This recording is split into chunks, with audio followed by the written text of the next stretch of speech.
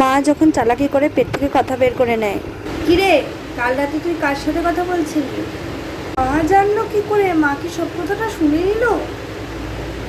ওটা তো মৌ ছিল। তুই ময়ের সাথে বুঝি তুমি করে কথা বলছিলিস? কিরে, তার মানে তো মা সবকিছু শুয়ে শুয়ে শুনেছে। আরে বাবা, তুই সত্যি কথাটা বল না, আমি কাউকে বলবো না, তোর বাবাকেও বলবো না, তুই সত্যি কথাটা বল, আমাকে বল না। না, সত্যি কথাগুলো কোনো মতেই বলবো না, বাবা যদি জানতে পারে কেলেঙ্কারি হয়ে যাবে তো। আরে আমি বলবো না বললাম তো, প্রমিস করছি, বল এবার সত্যিটা বল।